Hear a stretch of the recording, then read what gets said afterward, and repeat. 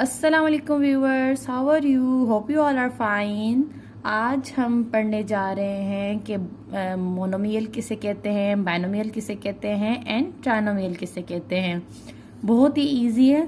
आप इनकी simple definitions आज हम पढ़ेंगे और कुछ एग्जांपल्स देखेंगे तो आपके माइंड में ये बात बिल्कुल बैठ जाएगी कि हम मोनोमियल किस टर्म को कहते हैं, बायनोमियल किस टर्म को कहते हैं एंड ट्राइनोमियल किस टर्म को कहते हैं। तो आए पढ़ें। Monomial, an expression having one term is called the monomial or a simple expression।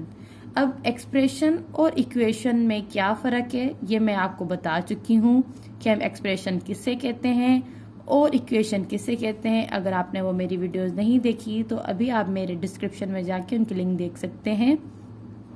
अब हम कह रहे हैं कि एक्सप्रेशन जो होती है मोनोमियल, वो उस एक्सप्रेशन को हम कहते हैं जो कंटेन कर रही हो सिर्फ एक ही टर्म। ठीक है, अब एक ही टर्म से मुराद क्या है? क्या वो एक्स में भी हो सकता है या वो सिर्फ कॉन्स्टेंट्स भी हो सकते हैं? तो उसके एग्जाम्पल से हमें पता चलेगा। जिससे कि यहाँ पर देखिए एग्जाम्पल है। ठीक है, एग्जाम्पल में यहाँ पर सिर्फ 2 है तो हम कह सकते हैं कि 2 जो है वो हमारा क्या है, मोनोमियल है। तो बिल्कुल जी हाँ, क्योंकि ये एक ही टर्म यहाँ पर मौजूद है। मतलब ये समझ लें कि मोनोमियल में जो है ना वो हमारे पास 2 से ज्यादा टर्म्स नहीं होंगे। ठीक है, वेरिएबल या नंबर्स हो सकते हैं, लेकिन क्या होगा कि कोई भी एडिशन टाइप और सब्ट्रैक्शन, डिवीजन ऐसे टाइप नहीं होंगे। अब जैसे कि यहाँ पर देखिए ये दोनों आपस में हैं तो मल्टीप्लिकेशन में 3 एंड x, लेकिन ये एक ही टर्म यहाँ डिफाइंड हो रहा है। अब यहाँ पर कोई भी ऐसे नहीं होगा 3x + 2y तो हम ये कहें कि ये मोनोमियल है, नहीं। अब ये क्या हो गए, 2 टर्म्स हो गए हैं तो ये हमारा मोनोमियल नहीं है।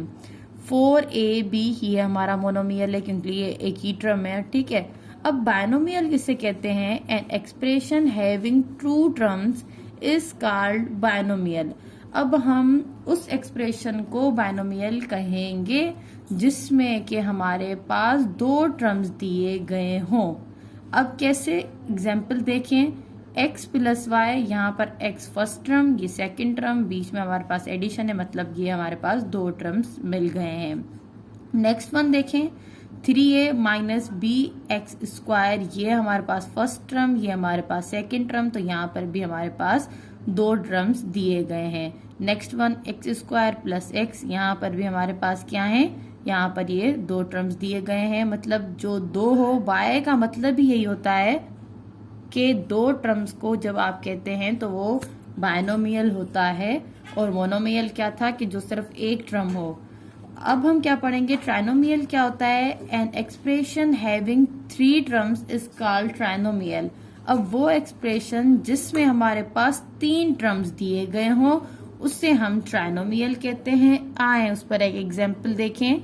जैसे कि a³ + 2a - b, ये हो गया फर्स्ट टर्म, ये हो गया सेकंड टर्म और ये हो गया थर्ड टर्म। तो हमारी ट्राइनोमियल की बात यहाँ पर कंप्लीट हो गई कि ट्राइनोमियल हम किसे कहते हैं जिसमें 3 जो है वो टर्म्स मौजूद हो। अब हमें समझ आ गई मोनोमियल किसे कहते हैं जिसमें एक टर्म मौजूद हो, और बायनोमियल किसे कहते हैं जिसमें हमारे पास एटलीस्ट 2 टर्म्स मौजूद हो। मतलब 2 टर्म्स होंगे तभी ही वो बायनोमियल होगा।